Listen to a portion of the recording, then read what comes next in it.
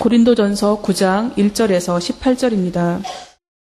내가 자유인이 아니냐, 사도가 아니냐, 예수 우리 주를 보지 못하였느냐, 주 안에서 행한 나의 일이 너희가 아니냐. 다른 사도들에게는 내가 사도가 아닐지라도 너희에게는 사도이니 나의 사도됨을 주 안에서 인친 것이 너희라. 나를 비판하는 자들에게 변명할 것이 이것이니 우리가 먹고 마실 권리가 없겠느냐.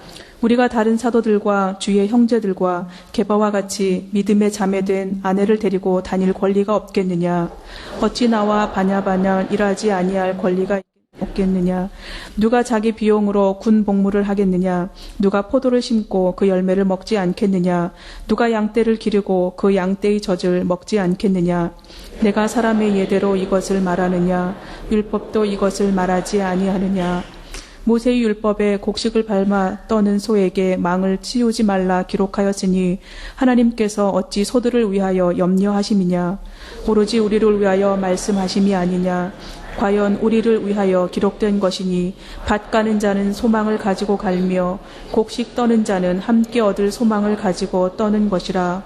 우리가 너희에게 신령한 것을 뿌렸은즉 너희의 육적인 것을 거두기로 과하다 하겠느냐. 다른 이들도 너희에게 이런 권리를 가졌거든 하물며 우리일까 보냐. 그러나 우리가 이 권리를 쓰지 아니하고 범사에 참는 것은 그리스도의 복음에 아무 장애가 없게 하려 함이로다. 성전의 일을 하는 이들은 성전에서 나는 것을 먹으며 제단에서 섬기는 이들은 제단과 함께 나누는 것을 너희가 알지 못하느냐. 주께서도 복음 전하는 자들이 복음으로 말미암아 살리라 명하셨느니라.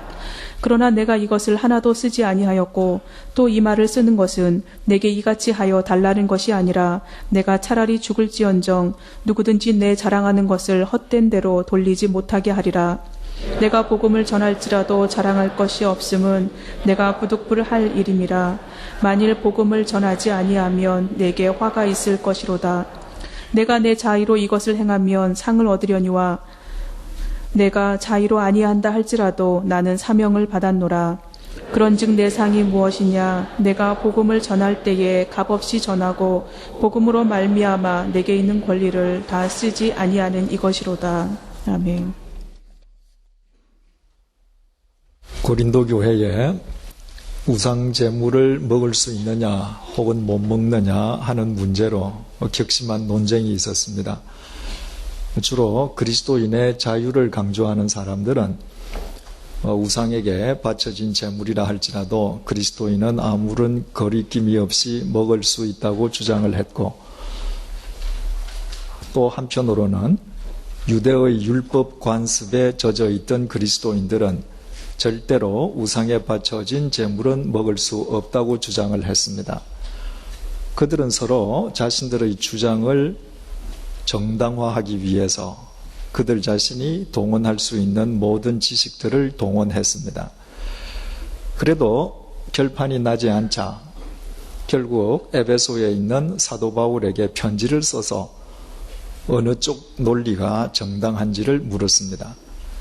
사도 바울은 그들의 편지를 받고 양 진영의 이야기를 다 들은 뒤에 어느 쪽 이야기가 더 논리적이기 때문에 그쪽이 맞다라고 말을 하지 않고 그들의 출발점이 잘못되었음을 지적해 주었습니다. 고린도교의 교인들은 그 문제를 해결하는 출발점을 자신들의 지식으로 삼았습니다. 지식으로 출발점을 삼는 한 지식에 근거한 논쟁은 또 다른 논쟁을 불러일으키고 그것은 결코 결론을 얻지 못한단 말이죠. 그래서 사도 바울은 그 문제를 해결하는 출발점은 지식이 아니라 바로 사랑임을 지적을 했습니다. 그리고 사도 바울에게 있어서 사랑은 구체적으로 자기 자신의 자유를 자발적으로 제한하는 것임을 일깨워 주었습니다. 그래서 8장 13절에서 이처럼 8장의 결론을 내렸죠. 그러므로 만일 음식이 내 형제를 실족하게 한다면 나는 영원히 고기를 먹지 아니하여 내 형제를 실족하지 않게 하리라.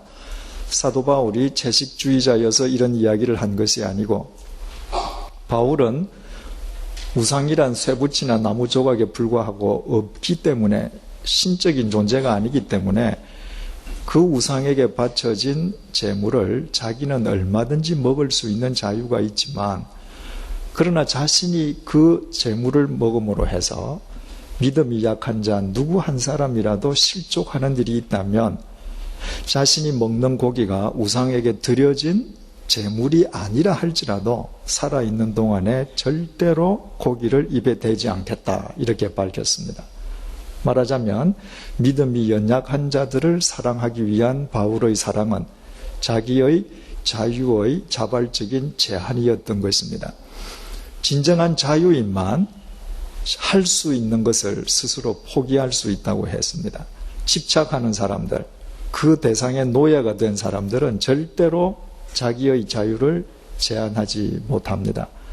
바로 오늘 본문도 그 연장선상에서 지금 계속 바울이 말을 하고 있는 것입니다. 1절, 2절 보시겠습니다. 내가 자유인이 아니냐, 사도가 아니냐, 예수 우리 주를 보지 못하였느냐, 주 안에서 행한 나의 일이 너희가 아니냐, 다른 사람들에게는 내가 사도가 아닐지라도 너희에게는 사도이니 나의 사도됨을 주 안에서 인친 것이 너희라. 다른 사람에게는 내가 사도가 아닐지라도 너희에게는 사도다. 무엇을 의미합니까? 여러분들이 만약 글을 쓰실 때 이런 문구를 쓰신다면 그 배경은 어떤 배경이겠습니까? 사도 바울을 가리켜서 사도가 아니라고 바울의 사도성을 부정하는 사람이 있었음을 의미합니다. 또 3절 말씀 보니까 나를 비판하는 자들에게 변명할 것이 이것이니, 사람들이 모두 다 바울을 옹호하고 바울을 좋아했던 것이 아니라 심각하게 바울을 비판하는 사람들이 있었습니다. 바로 그러한 배경을 우리가 염두에 두고 1절을 다시 읽으면 1절 한마디 한마디가 사도 바울 자신에 대한 변증이라는 사실을 알게 됩니다. 1절, 내가 자유인이 아니냐. 나는 자유인이다. 첫째로 사도 바울은 로마 시민권자였죠. 따라서 로마 제국 시대의 사도 바울은 법적으로 그의 자유로운 신분을 보장받는 사람이었습니다. 로마 시민으로서의 권리가 있는 사람입니다. 그뿐만 아니라 자유자라고 하는 것은 그리스도 안에서 구원받은 자로서 영적 자유인이었습니다. 말하자면 하나님의 자녀로서 누릴 수 있는 권세가 있었다는 것입니다. 내가 사도가 아니냐. 두 번째로 주장한 것이 나는 자유인인 동시에 내가 사도라는 사실을 너희들이 모르느냐. 이것을 강조한 것은 바울이 사도가 아니라고 부정하는 사람들이 있었기 때문이라고 말씀을 드렸습니다.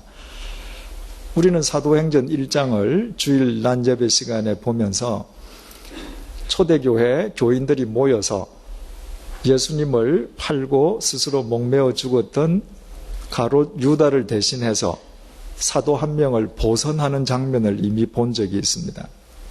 그때 베드로가 초대교회 교인들에게 사도로 보선될 수 있는 사람의 자격을 밝혔죠. 사도행전 1장 21절에서 22절을 제가 읽어드리겠습니다. 요한의 세례로부터 우리 가운데서 올려져 가신 날까지 주 예수께서 우리 가운데 출입하실 때에 항상 우리와 함께 다니던 사람 중에 하나를 세워 우리와 더불어 예수께서 부활하심을 증언할 사람이 되게 하여야 하리라. 바울이 마가다락방에 모여있던 120명의 성도들에게 자 이제 우리가 사도를 한 명을 뽑자. 그런데 사도가 될 수 있는 그 사람의 자격은 예수님께서 요단강에서 세례 요한으로부터 세례를 받으실 그 당시부터 예수님을 모셨던 사람, 항상 예수님과 함께 다니던 사람, 그 중에 한 사람을 뽑자. 그러니까 사도됨의 첫 번째 자격은 예수님과 3년을 동거동락한 사람입니다. 그 자격에 비한다면 사도 바울은 자격 미달자예요. 왜냐하면 예수님께서 이 땅에 계시는 동안에는 사도 바울은 예수님 얼굴도 본 적이 없거든요. 그거로 인해서 많은 사람들이 바울의 사도성을 부정했습니다. 그랬더니 사도 바울이 말하기를 내가 사도가 아니냐. 사도라고 하는 말 뜻이 뭐예요? 보냄을 받은 자라는 얘기잖아요. 보냄을 받은 자. 그러면 그 사도를 시켜주는 사람은 나 자신입니까? 보내는 사람입니까? 보내는 사람인 거예요. 사도 바울이 지금 말하고자 하는 것은 나는 내가 사도라고 나 스스로 말하는 게 아니다. 나를 보내신 자가 나를 사도로 보내지 않았느냐. 신적 권위로 지금 얘기를 하는 것입니다. 어제 차관 인사가 있었습니다. 그런데 오늘 신문을 보니까 그 차관으로 발탁되신 분들 가운데에 제일 큰 화제가 재벌 2세와 고졸 9급 공무원 출신이 같이 차관이 됐다는 거예요. 그 고졸 9급 공무원 출신인 그분은 지방에서 명문고등학교를 나오고 어려운 가정 형편 때문에 대학을 진학을 못한 분이더군요. 그래서 9급 공무원 시험을 치고 공무원 생활을 하면서 대학을 들어가려고 하다가 공무원으로 계속 있으면서 어제 차관으로 발탁이 됐습니다. 만약에 어제 똑같이 차관이 된 분 중에 재벌 2세가 고졸 9급 공무원 출신 보고 저 사람은 차관 아니다. 그럴 수 있습니까? 그럴 수 없습니다. 왜냐하면 그분이 차관이 된 것은 전적으로 임명권자에 의해서 된 거거든요. 대통령이 임명하면 차관인 거예요. 지금 바울은 그 이야기하는 겁니다. 너희들 나 사도성을 부인하는데 누가 나를 세웠느냐? 나를 보내신 이는 주님이시다. 1절 다시 봅니다. 예수 우리 주를 보지 못하였느냐? 아니 내가 도대체 예수님을 못 봤느냐? 왜냐하면 너 예수님 살아계실 때 예수님도 만나지 못하고 무슨 사도냐? 그러니까 내가 정말 예수님 못 봤느냐? 봤다는 거예요. 언제 봤죠? 사도행전 9장 보니까 다마스커스로 가다가 예수님에게 사로잡히죠. 강한 빛에 사로잡히고 땅에 꼬꾸러지고 눈이 멀어서 주여 당신이 누구십니까? 물었을 때 나는 네가 핍박하는 예수다. 비록 이 땅에 예수님께서 계실 때는 못 배웠지만 나도 봤다는 겁니다. 뿐만 아니라 사도행전 18장 9절 보면 이렇게 되어 있습니다. 사도행전 18장은 사도 바울이 고린도에 가서 고린도 교회를 개척할 때의 역사를 전해주는데 18장 9절 밤에 주께서 환상 가운데 바울에게 말씀하시되 두려워하지 말며 침묵하지 말고 말하라. 바울이 처음 고린도에 가서 말씀을 전했는데 유대인들이 바울을 대적하고 몰아내려고 했습니다. 그래서 디도 유스도라는 사람 집에 바울이 들어가서 내가 이런 데서 말씀을 전해야 되냐 아니면 떠나야 되냐 심각하게 생각하고 있을 때 밤에 주님께서 그를 찾아오셨습니다. 바울아 두려워 마라. 떠나지 마라. 담대하게 여기서 말씀을 전해라. 바로 내가 너희들이 있는 그 고린도에서 나는 예수님 봤다는 거예요. 1절 제일 마지막 단락 9절 보니까 주 안에서 행한 나의 일이 너희가 아니냐. 내가 예수 그리스도 안에서 뿌린 씨앗으로 얻은 열매가 바로 너희들 아니냐. 고린도 교회 아니냐. 내가 예수 안에서 진리의 씨앗을 뿌리고 주님께서 열매를 맺게 해주시지 않았던들 어떻게 고린도의 교회가 설 수 있었겠느냐. 너희가 곧 나의 열매다. 그래서 바울은 철저하게 자신의 사도됨을 지금 스스로 변증하고 있습니다. 2절 보니까요. 다른 사람들에게는 내가 사도가 아닐지라도 너희에게는 사도이니 나의 사도됨을 주 안에서 인친 것이 너희다. 다른 사람들이 혹 나 사도 아니라고 말하는 거 그거 다 괜찮다. 그러나 내가 사도된다는 사실을 주 안에서 주님께서 인쳐주신 것이 바로 너희들이다. 인친다라는 게 도장 찍는다는 말이잖아요. 옛날에 도장은 권위거든요. 예수님께서 십자가에 못 박혀서 돌아가셨습니다. 그래서 사람들이 예수님의 시신을 아리마대 요셉의 새 무덤에다가 장사를 지내지 않았습니까? 그랬더니 대제사장들이 예수님이 장사 지낸 그 무덤을 돌로 막고 그 무덤을 어떻게 했다고 되어 있어요? 봉인했다. 봉하고 인을 쳤다. 그러니까 요즘도 무슨 집달리들이 와서 그 봉인하지요, 그죠? 이거 손 못 댄다, 이건 문 못 연다 할 때 종이를 바르고 그 위에다 도장을 팍 찍어둬요. 그게 찢어지면 누가 연 거 아닙니까? 그럼 처벌을 받는 거죠. 대제사장은 자기의 권위로 도장을 찍었습니다. 누구도 이 무덤의 문은 못 연다는 것이죠. 그런데 예수님께서 그 무덤을 깨트리시고 대제사장의 봉인을 깨트리시고 부활하셨습니다. 예수님의 권위 앞에서는 인간 그 누구의 권위도 필적할 수 없다는 것을 예수님의 부활이 보여주신 것이죠. 바로 그 예수님께서 당신의 권위로 인쳐주신 것이 너희들이라는 것입니다. 예수님의 역사가 아니고는 이 타락한 고린도 도시에 주님의 이름으로 교회가 세워질 수 없다는 것이에요. 그래서 고린도 교회가 고린도라고 하는 타락한 도시에 있다는 사실 자체가 바로 주님께서 당신의 권위로 나를 인쳐주신 것이다. 이렇게 표현을 했습니다. 우리는 여기에서 잠시 우리 자신들을 한번 되돌아볼 필요가 있죠. 내가 정말 그리스도인이라고, 내가 정말 주님을 사랑하고 주님을 위해서 산다고 주님께서 인쳐주신 사람이 있는가? 적어도 저 사람만 보면 내가 확실하게 그리스도인이고 확실하게 복음의 씨앗을 뿌렸다고 자타가 공인할 수 있는 주님의 인을 나는 가지고 있는가? 주님 안에서 부요한 자가 누구이겠습니까? 이 주님의 인을 많이 가진 사람이 부요한 사람인 것이죠.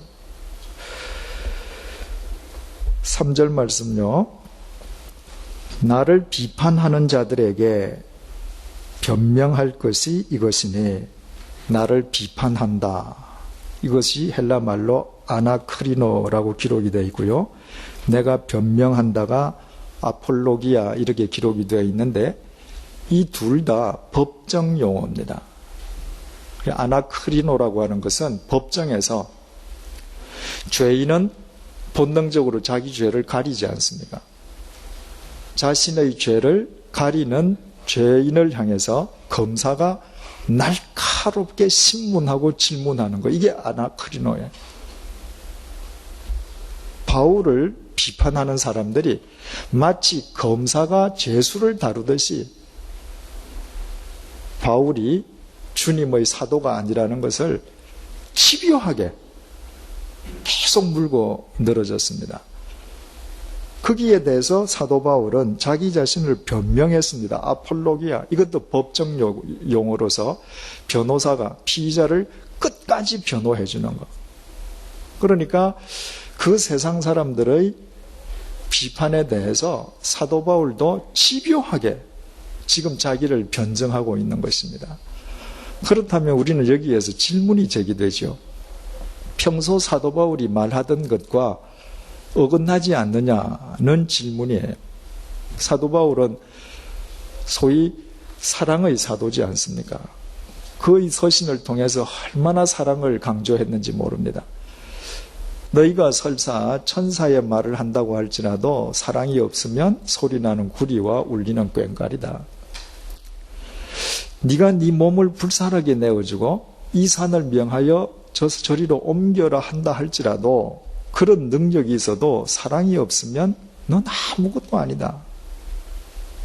사랑은 온유하고 오래 참는다.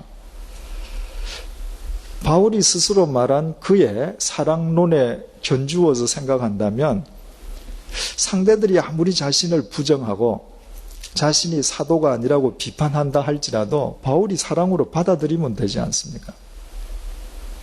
그냥 듣고도 흘려버리면 되지 않습니까? 그들보다 바울이 더 큰 그릇이 돼서 그들이 뭐라고 비난의 화살을 쏘든 간에 그냥 품어버리면 해결될 것 같아요.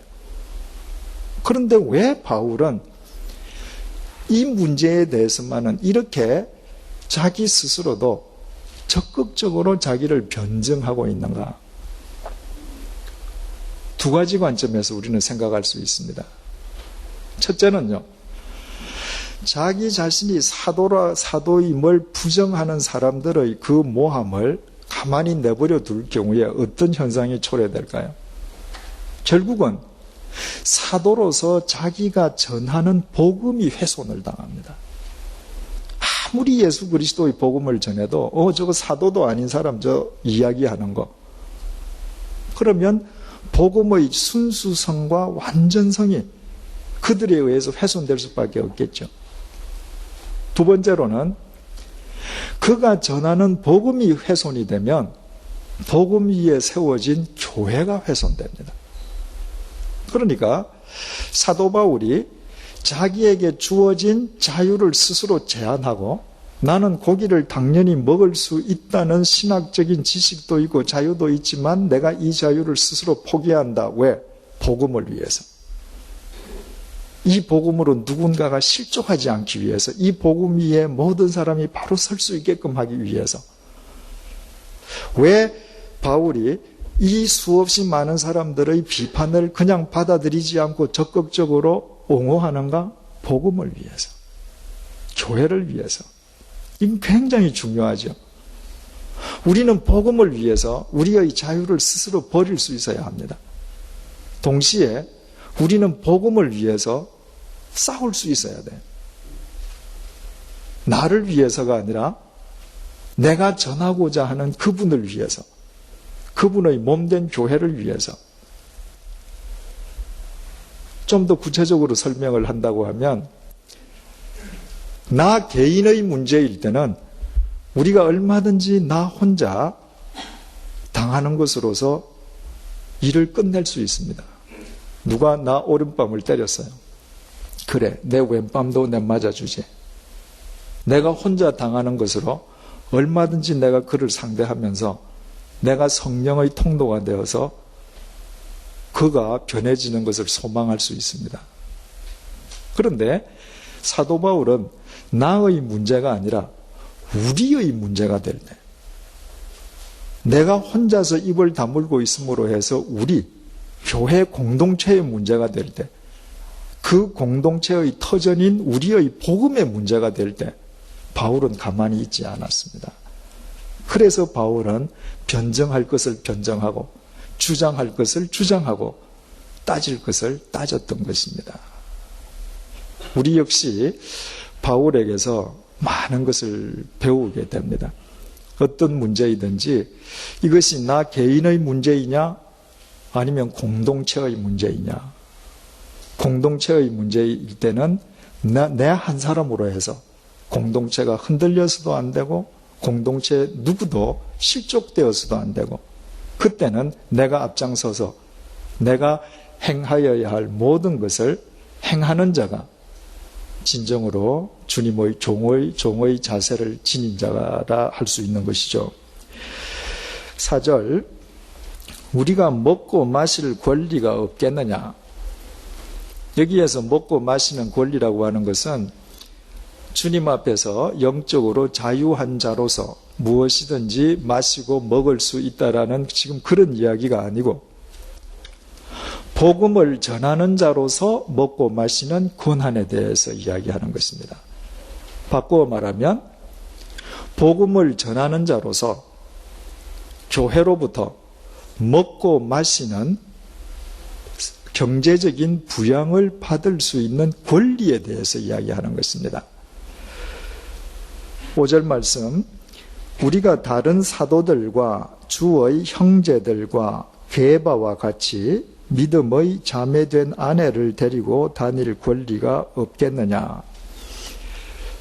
사도 바울이 이 편지를 에베소에서 쓸 주후 50여 년 경의 사도들은 선교 여행을 다닐 때 아내와 함께 다녔다는 사실을 우리는 이 구절을 통해서 알 수 있습니다. 그 당시는 교통편도 편치 않고 걷거나 배를 타거나 거리가 기니까 이제 아내가 다니면서 밥도 해주고 뭐 여러 가지로 도와줘야 될 필요가 있었겠죠. 그죠? 그런데 바울이 여기에서 우리가 다른 사도들은 예수님의 제자들 지금 이야기하죠. 사도들과 주의 형제들과, 그럼 사도들은 누구고 주의 형제들은 누군가? 주의 형제들은 예수님의 동생들을 얘기하는 거죠. 그래서 사도 바울은 사도와 주님의 형제를 구별해서 지금 표현을 했습니다. 예수님께서 태어나신 뒤에 마리아는 남편인 요셉과의 사이에서 네 아들을 낳았음을 성경이 전해주고 있죠. 그 네 아들 중에서 야고보와 유다는 바로 사도의 역할을 했었죠. 사도 중에 포함이 되어 있었습니다. 그래서 신약 성경 뒤에 나타나는 야고보서, 유다서, 그 둘은 다 예수님의 동생 야고보와 유다가 쓴 거죠. 따라서 예수님과 함께 3년을 동고동락했던 예수님의 제자 사도들, 그리고 예수님의 동생들, 그리고 게바 역시 사도들 속에 포함되어 있잖아요. 게바는 베드로지 않습니까? 그런데 게바는 바울이 따로 떼내서 다시 불렀습니다. 이유는 왜 그럴까요? 고린도 교회 상황을 생각해 보면 알 수 있죠. 고린도 교회는 베드로파, 바울파, 아볼로파들이 서로 싸우지 않았습니까? 그래서 그 베드로는 일부러 따로 지금 거명을 하면서 내가 이 사람들처럼 나도 부부 동반해서 다닐 권리가 없는 줄 아느냐. 바울이 결혼했느냐 안 했느냐 하는 것은 이미 몇 주 전에 언급했죠. 6절 어찌 나와 바나바만 일하지 아니할 권리가 없겠느냐. 사도행전 18장 보면 사도 바울이 고린도에 가서 복음을 전할 때 마침 그곳에서 만난 아굴라와 브리스길라라는 부부와 더불어 시장 바닥에서 텐트를 만들어서 팔아서 그 돈으로 생계를 스스로 유지하면서 복음을 전했습니다. 그래서 나도 교회로부터 도움을 받고 일 안 하고 복음을 전하는 권리가 없는 줄 아느냐. 지금 이렇게 강조하는 것입니다. 그 말을 하면서 사도 바울은 어찌 나와 바나바만 일하지 않을 권리가 없겠느냐. 그리고 바나바를 인용을 했습니다. 이 바나바는 고린도에 같이 갔던 거 아니죠. 그죠? 그런데 바나바와 함께 1차 선교여행을 다녀오지 않습니까? 그리고 2차 선교여행을 출발하려고 할 때 바나바와 싸우고 결별하죠. 그래서 바나바가 내려간 반대쪽으로 갔다가 고린도까지 갔거든요. 그런데 지금 3차 선교여행 도중에 에베소에서 이 고린도전서를 쓰면서 바나바를 언급하고 있습니다. 2차 선교여행 때 결별했던 바나바와 이미 화해하고 있음을 바울 스스로 밝히고 있죠. 우리가 상세한 것은 우리가 사도행전을 볼 때 더 깊이 보겠습니다. 그러나 우리가 여기서 얻어야 될 교훈은요, 우리가 세상을 살아갈 때 사람들과 악과 선의 문제 때문에 결별할 수 있습니다. 그러나 같이 진리를 쫓으면서도 견해 차이 때문에 서로 결별할 수 있어요. 중요한 것은 사도 바울은 결별로 끝나지 않았다는 것입니다. 그때는 그것이 최선의 방법이라고 생각하고 결별했지만, 그러나 시간이 지난 뒤에 그럴 수도 있겠다라고 생각했을 때 다시 화해하고 그와 동력자가 되었었다는 것. 따라서 누구와 결별하고 싸우고 등을 돌릴 때 그 당시에 옳으냐 그르냐를 따지는 건 참 어리석은 일이죠. 시간이 지나가면서 다시 한번 그것을 음미해보고 그 속에 그리스도의 뜻이 있었다고 생각하면 그들과 다시 화해하는 이런 마음이 그리스도인으로서 지녀야 할 성숙한 마음인 것을 알게 됩니다. 7절, 누가 자기 비용으로 군 복무를 하겠느냐? 그렇죠? 세상에 군에 가면서 먹고 마실 거를 싸들고 가는 사람이 어디 있겠어요? 군이라고 하는 것은 나라를 위해서 내 목숨을 걸어주는 거잖아요. 그 대가로 국가가 책임져 주는 것입니다. 누가 포도를 심고 그 열매를 먹지 않겠느냐? 누가 양떼를 기르고 그 양떼의 젖을 먹지 않겠느냐? 가령 여기 포도밭이 있습니다. 그 포도밭의 주인이든 일꾼이든 상관이 없어요. 주인이라면 자기 포도밭에서 난 포도를 당연히 먹겠죠. 일꾼도 마찬가지예요. 왜냐하면 2000년 전 이 당시에는 화폐보다도 현물 거래가 더 성행했습니다. 돈을 주고받는 것보다 물건을 주는 거예요. 가령 포도밭에서 일하는 싹군일 경우에 돈을 주는 것이 아니라 그 포도밭에서 난 열매를 임금으로 주는 것입니다. 따라서 내가 포도밭의 주인이든 아니면 인부이든 내가 일하고 땀 흘려서 일한 만큼 포도의 몫을 받고 먹는 것은 당연하단 말이죠. 양떼, 젖도 마찬가지입니다. 양떼를 위해서 일하는 사람들도 양이나 젖을 임금으로 받는단 말이죠. 그건 권리란 말이죠. 8절, 내가 사람의 예대로 이것을 말하느냐? 율법도 이것을 말하지 아니하느냐? 내가 지금 말하는 이것이 인간 사회에서 일어나는 인간 사회의 경우에만 국한해서 하는 말이냐? 그렇지 않지 않느냐? 하나님의 율법도 이 사실을 우리에게 일깨워주고 있지 않느냐? 도대체 어떤 율법이 어떻게 말씀하고 있는가? 9절 보니까요. 모세의 율법에 곡식을 밟아 떠는 소에게 망을 씌우지 말라 기록하였으니. 옛날에 이스라엘 사람들은 추수 때가 되어서 수확이 끝나면 한 동네에서 큰 공터에 동네 사람들이 다 추수물을 가져다가 공동으로 타작을 합니다. 그래서 큰 방아를 설치하고 그 방아를 소나 나귀로 하여금 돌리게 합니다. 그래서 여러 사람들이 힘을 합쳐서 단시간 내에 타작을 빨리 끝내는 거예요. 본래 이 공동 타작 관습은 이집트에서 전래되었습니다. 그런데 이집트 사람들이 공동 타작을 할 때에는 반드시 소나 나귀의 입에 망을 씌웠습니다. 왜냐하면 소나 나귀가 이 방아를 돌리면서 계속 곡식이 떨어지면 이걸 자꾸 먹는단 말이죠. 너희들은 먹지 말고 일만 해라. 그래서 망을 씌웠습니다. 이 관습이 이스라엘에 들어왔습니다.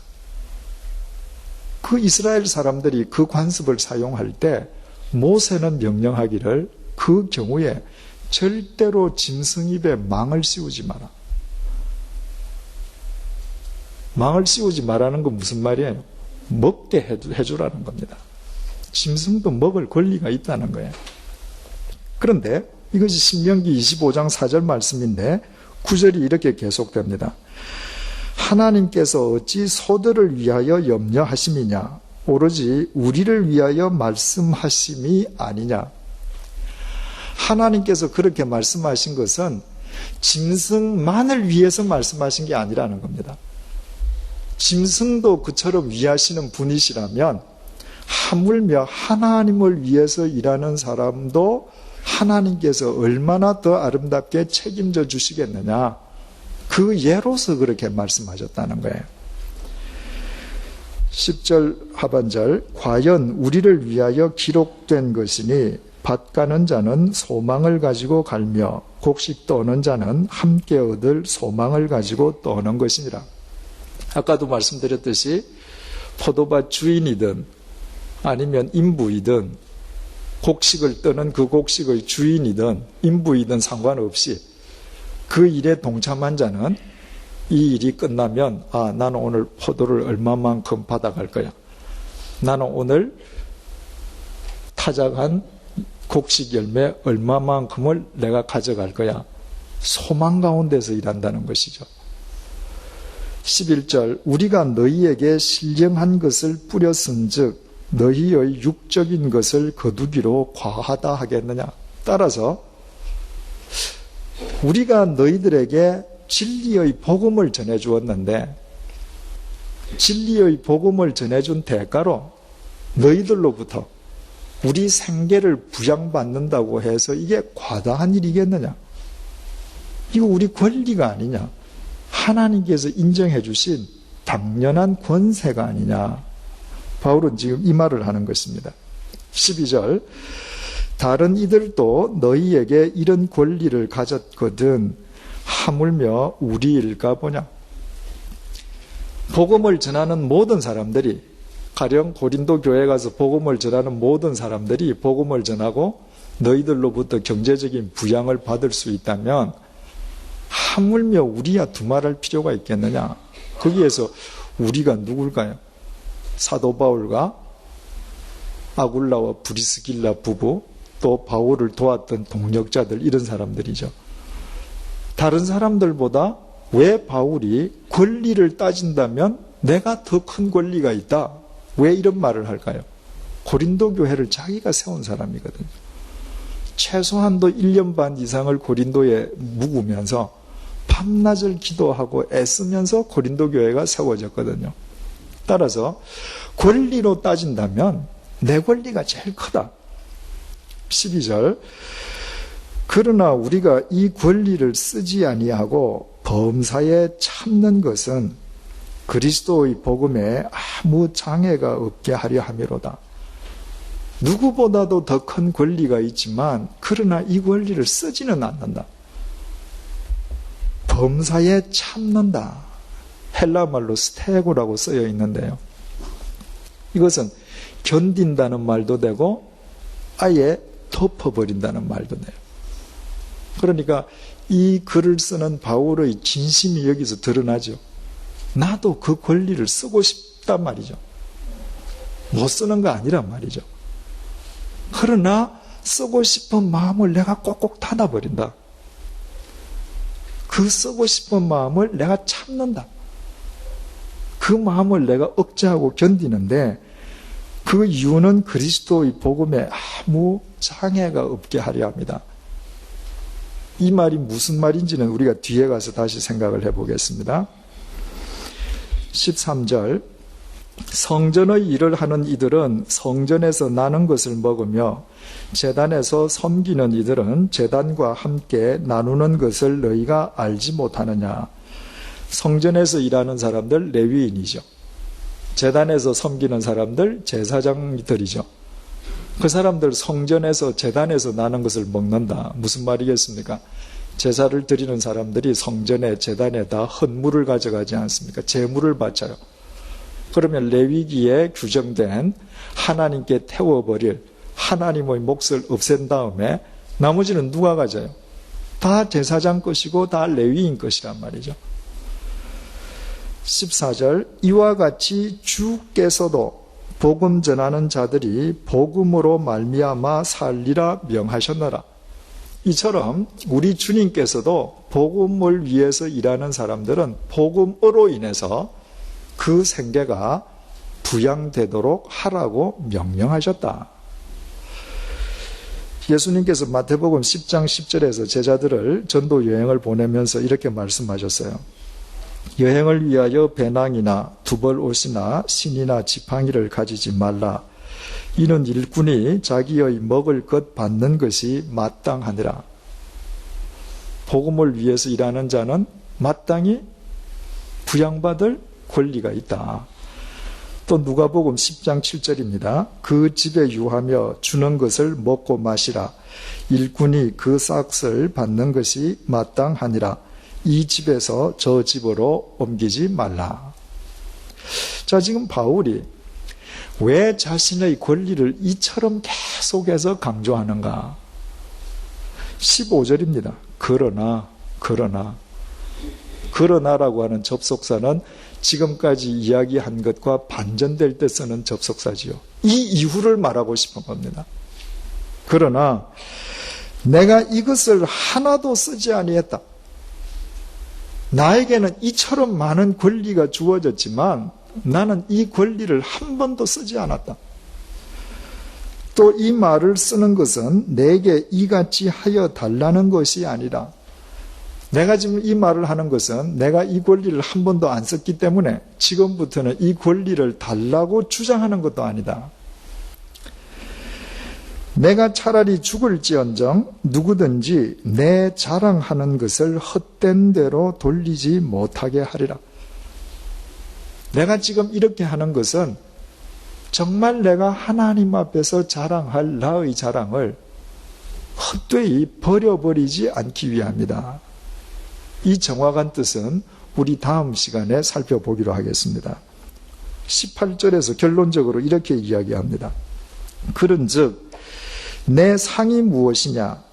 내가 복음을 전할 때에 값 없이 전하고 복음으로 말미암아 내게 있는 권리를 다 쓰지 아니하는 이것이로다. 하나님께서 내게 주신 상이 있다면 도대체 뭔지 아느냐? 내가 복음을 전하고 당연히 누릴 수 있는 권리를 하나도 누리지 않고도 다른 사람들보다 더 열심으로 복음을 전할 수 있는 중심을 가진 것. 이 삶이 권리를 누리는 것보다 더 기쁜 것. 이 삶을 내가 기꺼이 살 수 있는 것. 이것이 이미 주님께서 나에게 주신 상급이라는 것이에요. 지금 사도 바울은 자기의 권리를 자랑하거나 자기의 권리를 주장하거나 요구하기 위해서 이제껏 말을 한 것이 아니라 그 권리를 스스로 포기했음을 밝히기 위해서 이 말을 하고 있는 것입니다. 바울이 1, 2차, 3차 전도 여행을 하면서 어디 가서든지 누구에게든지 단돈 1원도 받지 않고 계속 평생을 자비량으로 살았던 건 절대 아니에요. 빌립보서 4장 15절 16절에서 바울이 이렇게 고백합니다. 빌립보 사람들아, 너희도 알거니와 복음의 시초에 내가 마게도냐를 떠날 때에 주고받는 내 일에 경제적인 도움을 준 일 그 말이에요. 참여한 교회가 너희 외에 아무도 없었느니라. 아무도 도와주지 않는데 제일 먼저 사도 바울을 경제적으로 도와줬던 교회가 빌립보 교회였습니다. 데살로니가에 있을 때에도 너희가 한 번뿐 아니라 두 번이나 나의 쓸 것을 보내었도다. 데살로니가에 가 있을 때에도 빌립보 교인들이 헌금을 보내줬습니다. 그 헌금을 바울이 받았습니다. 또 고린도후서 11장 9절을 보면 고린도 교인들에게 편지를 쓰면서 이런 부분이 있습니다. 또 내가 너희와 함께 있을 때 비용이 부족하였을 때 서도에 살아가는데 생활비가 모자랐습니다. 고린도에 있을 때. 또 내가 너희와 함께 있을 때 비용이 부족하여서되 아무에게도 누를 끼치지 아니하였으면, 내 생활비가 부족했지만 고린도 교회 교인들 너희들 누구에게도 내가 도움을 청하지 않았다는 거예요. 마게도냐에서 온 형제들이 나의 부족한 것을 보충하였습니다. 고린도 교회에서 천막만 파는 거 가지고는 생활비가 충당이 안 됐습니다. 그런데도 고린도 교회 교인 누구에게도 도움을 청하지 않았던 것은 저 북쪽에서 마게도니아에서 온 교인들이 헌금을 해줬습니다. 그 헌금으로 내가 생계를 유지할 수 있었다. 내가 모든 일에 너희에게 폐를 끼치지 않기 위하여 스스로 조심하였고 또 조심하리라. 고린도 교회에 관한 한 너희들에게는 어떤 형태로든 경제적인 부담을 지우지 않기로 했었고 앞으로도 그렇게 할 것이다.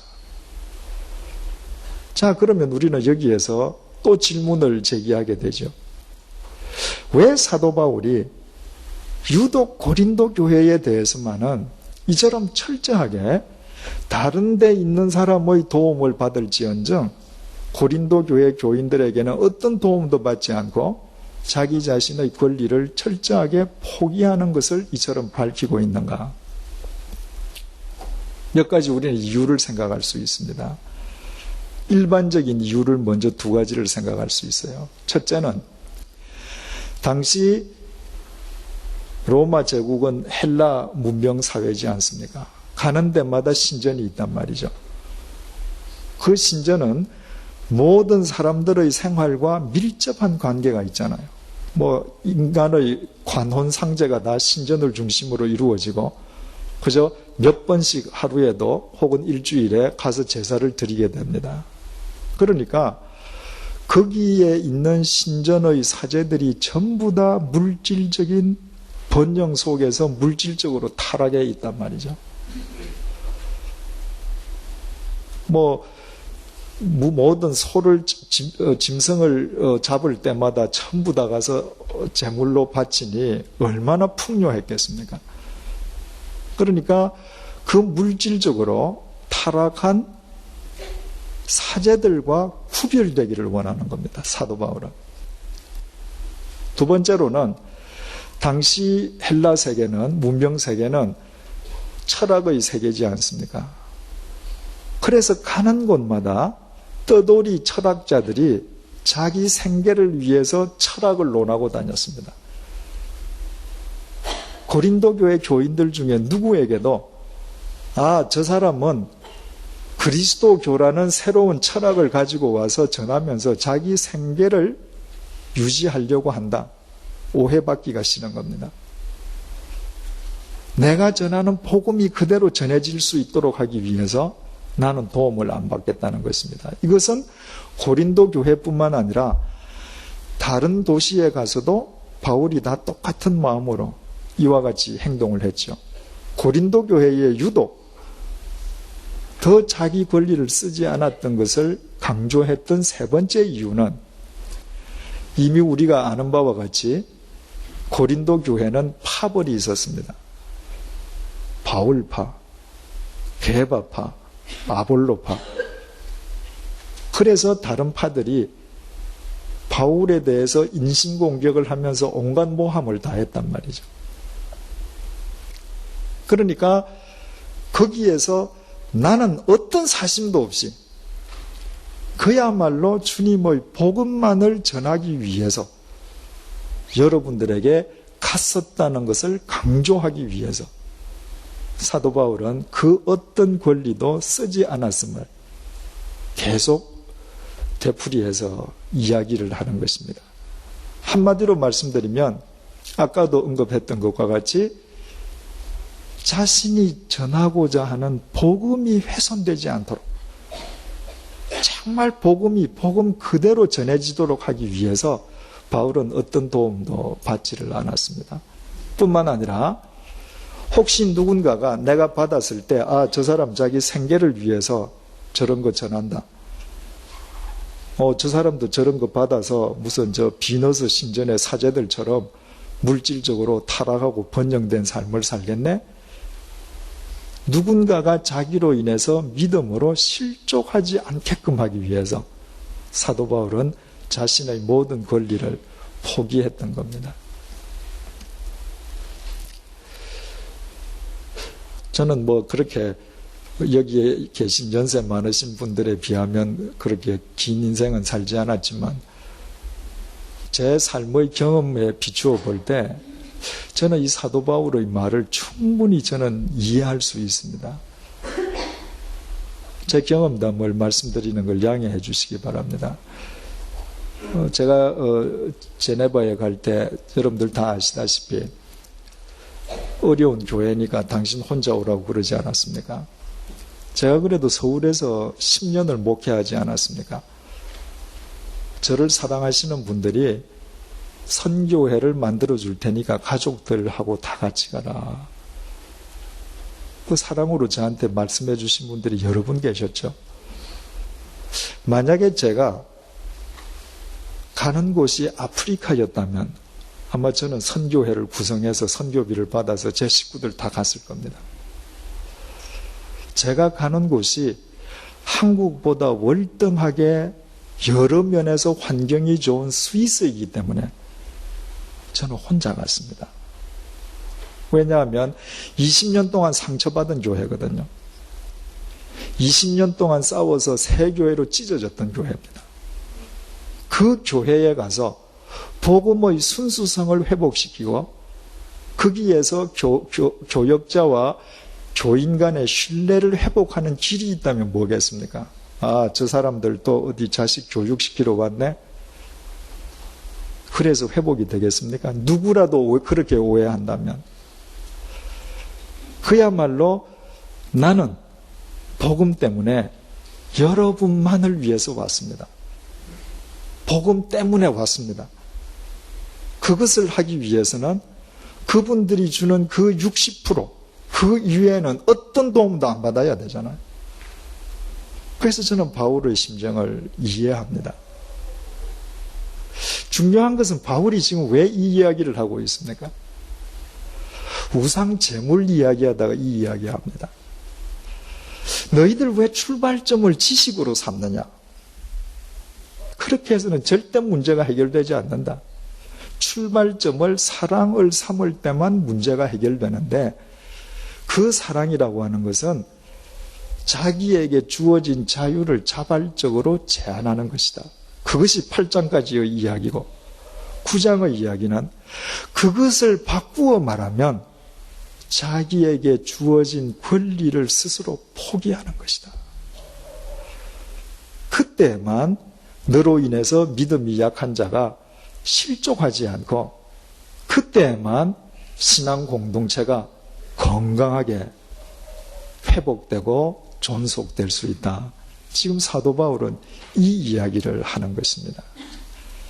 여러분, 우리가 공동체에서 서로 사랑한다고 하는 것은 자유인이기 때문에 내 자유를 스스로 절제하는 것이고 자유인이기 때문에 나한테 주어진 권리를 나 홀로를 위해서 쓰는 것이 아니라 자유인임으로 자발적으로 그 권리를 나누는 거예요. 내 권리를 나눈다는 건 뭡니까? 바꾸어 말하면 내 권리의 포기입니다.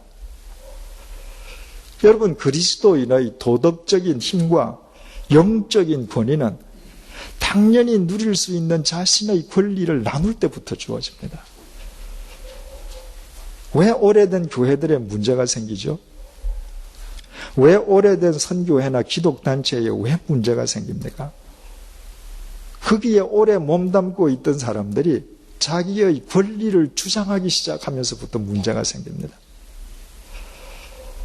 오래된 그런 단체들이 큰 직함들을 가지고 사회적으로 많은 일들을 합니다. 그러나 그 어떤 도덕적인 힘도 영적인 권위도 갖지 못하는 이유는 간단합니다. 권리를 나누려 하지 않기 때문에 그래요. 여러분들께서 어떤 일터에서 일을 하시든 여러분들 가정이 가족 수가 몇 명으로 구성되어 있든 또 우리가 함께 신앙생활하는 이 100주년 기념교회, 이 일터 가정교회가 정말 하나님 앞에서 아름다운 공동체로 성숙하고 존속되기 위해서는 내가 그 속에서 당연히 누릴 수 있다라고 생각하는 권리를 나를 위해서 쓰는 것이 아니라 나눌 수 있어야 합니다. 그보다 더 큰 상이 없어요. 왜? 내가 당연히 누릴 수 있는 권리를 내가 스스로 남과 더불어 살기 위해서 포기한다는 것은 그 권리보다도 그 권리를 주신 주님을 더 사랑할 때만 가능하거든요.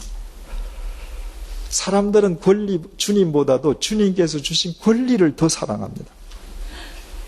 그러나 그 권리를 주신 주님을 내가 더 사랑할 때, 보십시오. 바울이 이렇게 자기 권리를 다 버리고 포기했지만 그래서 우리가 바울을 업신여깁니까?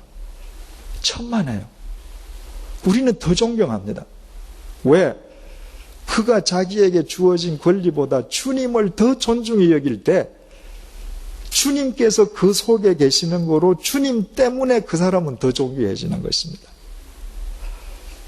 아무쪼록 오늘 이 밤이 여러분들에게 주어진 권리를 여러분의 몫으로만 생각하는 것이 아니라 누군가를 위해서 자발적으로 나누기 시작하는 아름다운 사랑의 출발점이 되시기를 바랍니다.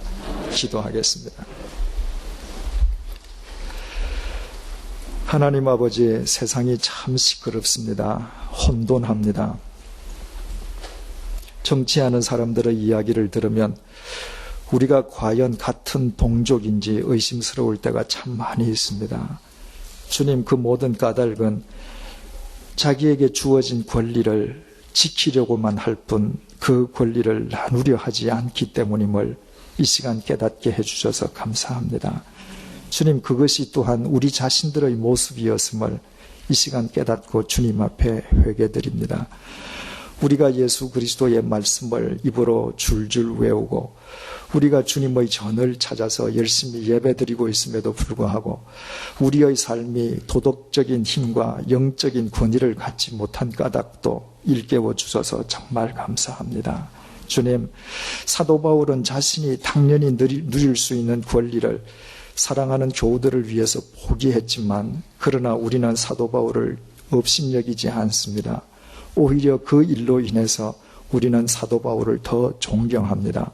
자기 권리보다도 권리를 주신 주님을 더 존중히 여길 때 사도 바울 속에 좌정해 계신 주님으로 인해 우리는 사도 바울을 존경할 수밖에 없습니다.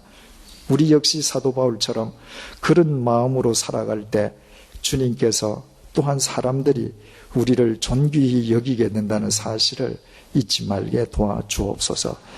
내게 어떤 권리가 있든지 그 권리를 다 쓰지 말게 도와주시고 조금이라도 남을 위해서 생각하며 함께 나눔으로 우리의 일터가, 우리의 가정이, 우리의 교회가 주님의 사랑이 날마다 살아 역사하는 진정한 사랑의 공동체로 성숙해 갈 수 있도록 도와주옵소서. 예수님의 이름으로 기도드립니다. 아멘.